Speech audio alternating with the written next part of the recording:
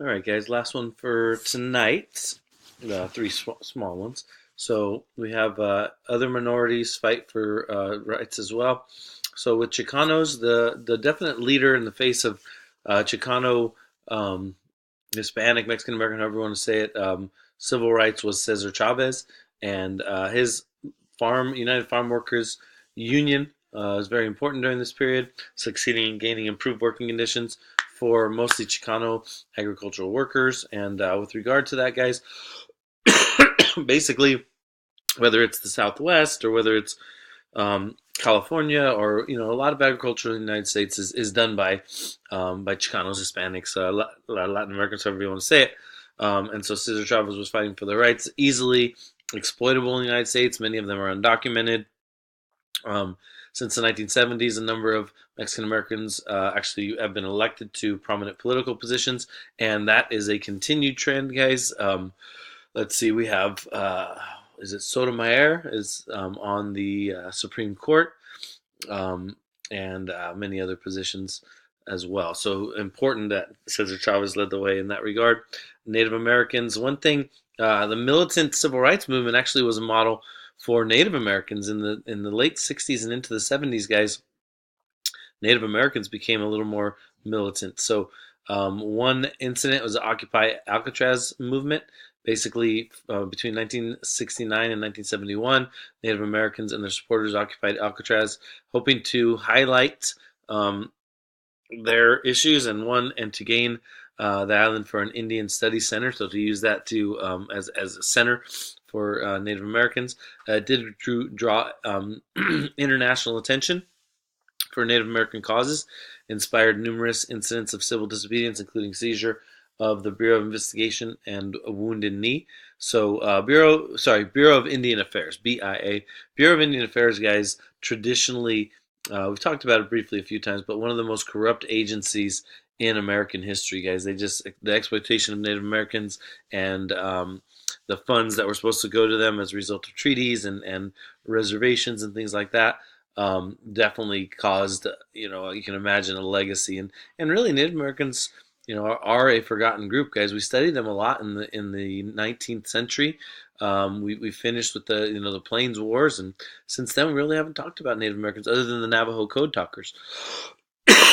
But Native Americans are a small percentage, but a percentage of makeup of the United States, and certainly their rights have been trampled on throughout American history. So it's important to take note of them. And in this period, guys, we had the American Indian Movement, or AIM, founded in 1968, and they seized the Indian Bureau in Washington, D.C. in 1972.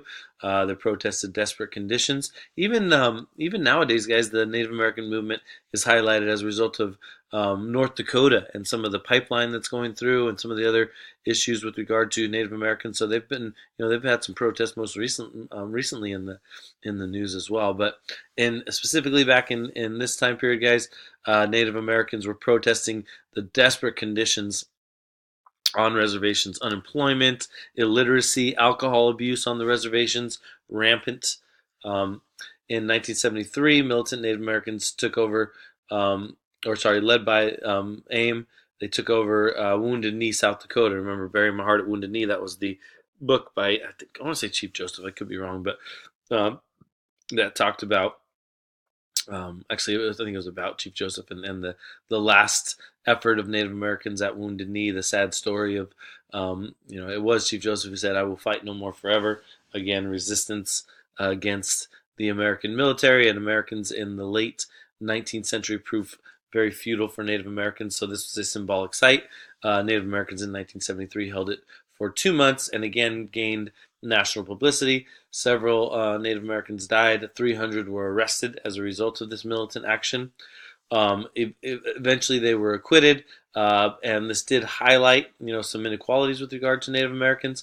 This eventually led to Native Americans gaining lost fishing rights, receiving millions of dollars in payments for lands taken earlier in U.S. history. So it did highlight the cause, guys, and it did lead to some positive impact for Native Americans. So that's definitely worth noting. In addition, guys, to Chicanos and Native Americans, You had a gay rights movement, and I would say that the LGBT community nowadays, guys, is definitely experiencing a renaissance as far as not a, I don't know if we can call it a renaissance, but definitely being highlighted. I mean, even we'll see how it goes with, was it Caitlyn Jenner or is it Chris? I don't know what it used to be Bruce Jenner. Anyways, he's definitely say what you will about it. He's definitely highlighting rights for all, including those in the LGTB community.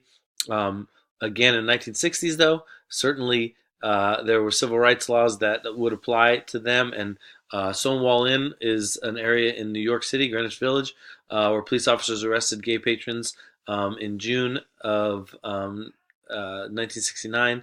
Riots ensued. Essentially, this is given credit as sparking the gay rights movement of the 1970s. All right, one other thing, guys, and this is a little bit disjointed here, but we're going to just wrap up Johnson.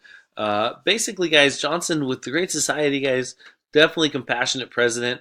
We're not done with Johnson because we got to talk about Vietnam, but certainly his first 3 years, guys, you can compare him to Franklin Roosevelt and the New Deal. Poverty rate declined. His war on poverty, who knows if he could have full funding if we weren't involved in the Vietnam War, but certainly successes.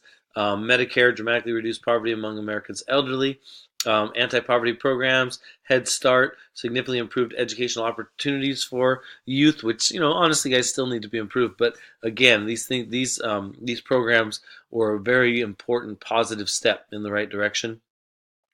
And here's a statistically, guys, infant mortality rates fell as you see more and better health opportunities and options for minorities and for low-income individuals, guys, in the United States and in the inner cities. No president since Lincoln had worked harder or done more for civil rights. So that's a pretty big statement there, guys. More than Roosevelt, more than others. LBJ stands alone, guys. And again, we'll get to Vietnam, guys, but it's really sad to think, what if there was no Vietnam, how impactful could LBJ's Great Society have been? These are kind of legacies of Kennedy, but definitely passed during Johnson, guys. So Civil Rights Act in 64, Voting Rights Act in 65, reversed the failure of Reconstruction. And again, sad that it took 100 years, but at least we had a president like LBJ who stepped up, got the Civil Rights Act passed, a Civil Rights Act that actually gave the government power of enforcement, Voting Rights Act that actually enabled millions more African Americans to vote in the South and throughout the United States. And then, of course, opening up immigration, guys. This has been a controversial issue since then. There are still people who advocate. Our current president, the refugee crisis, the problems with immigration. If it was up to, the border wall, our current president would definitely, want this amended. But, as of right now, it still stands, guys, and, it has led to massive waves of Americans from Latin America, particularly from Mexico, and also from Asia. So very important. You have affirmative action as well, and presidential appointments. Marshall, Thurgood Marshall in the Supreme Court, and I don't think it's James Weaver, but Mr. Weaver in the Department of Housing and Urban Development. So pretty monumental there, guys. And naturally, something as liberal as Great Society would be criticized at the cost in subsequent years. Some still criticize, that Medicare and Medicaid are unsustainable, that to continue to fund them is nearly impossible. Again, costly would be one of the things. Increase in taxes is another argument that Americans make. Social engineering, there's an argument with some of the affirmative action and the forced busing that it did go too far in some areas. And just the idea that you can't solve all of society's ills through government action would be an argument that, honestly, I would say that, there's some legs to that argument, but at least LBJ made a concerted effort in this era. More critics, many accuse the Great Society of having taken the country into a socialist direction, and again, that's something worth discussing. But the idea here is, when you're trying to help all Americans, guys, of course you're going to take America in a somewhat socialist direction. But we're not talking about communism and dictatorships and things like that. So, it's interesting that socialism always gets criticized when, a lot of parts of socialism is simply helping all, helping benefit all. Again, the Vietnam War, we're going to talk about it. That's tomorrow, guys, Wednesday.